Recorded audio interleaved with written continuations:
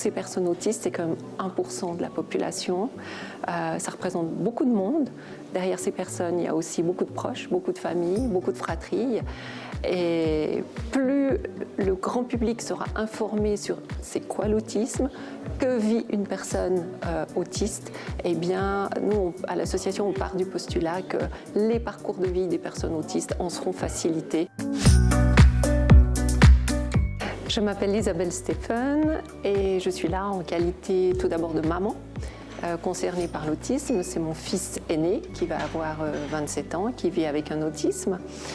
Et en parallèle, je co-préside Autisme Suisse Romande, qui est une association de parents, de familles, de personnes concernées et de professionnels, voilà, pour les représenter, défendre leurs droits. Le trouble du spectre de l'autisme, ça n'est pas une maladie. C'est un trouble du développement cérébral et que les choses ne sont pas absolument fixées. C'est-à-dire plus on accompagne et on travaille avec la personne en fonction de ses besoins, plus les choses vont s'améliorer. On peut avoir des personnes qui deviennent autonomes et c'est vraiment notre leitmotiv aujourd'hui. Je m'appelle Nadia Chaban, je suis chef de service du service dédié aux troubles du spectre de l'autisme à Lausanne, au CHUV. J'ai une formation de pédopsychiatre et aussi une formation de chercheur et je travaille dans le domaine de l'autisme depuis plus de 30 ans.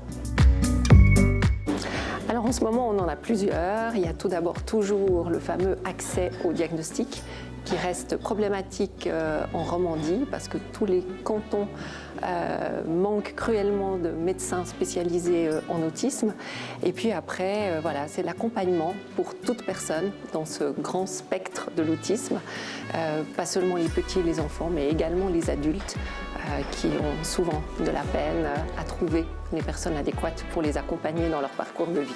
Pour ce qui nous concerne, un des très grands défis, c'est l'accompagnement précoce, c'est-à-dire intervenir le plus tôt possible pour limiter au maximum le handicap apporté par le trouble du spectre de l'autisme. L'autre grand défi, c'est de pouvoir accompagner, aider, orienter les personnes adultes avec TSA sans déficience intellectuelle, qui jusqu'à présent sont peut-être laissés un petit peu trop de côté, insuffisamment diagnostiqués et probablement insuffisamment accompagnés vers un statut d'autonomie complète et de vie équilibrée comme tout un chacun aimerait la mener.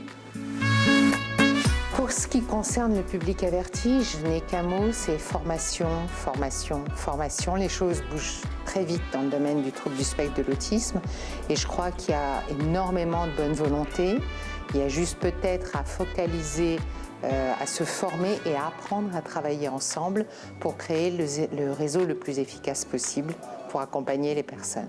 Pour le grand public, c'est plus probablement une approche de ce qu'on appelle la sensibilisation.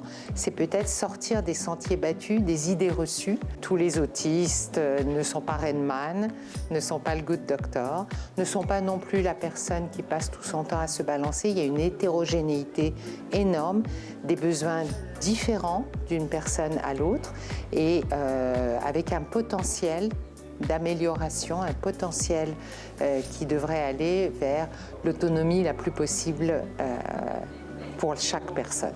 Par exemple, si quelqu'un rencontre ou a peut-être engagé dans sa société une personne autiste, c'est vraiment, pourquoi pas, de venir auprès de notre association pour se renseigner, pour peut-être voilà, obtenir un job coach, une personne qui connaît bien l'autisme et qui peut accompagner la personne, par exemple, dans un emploi.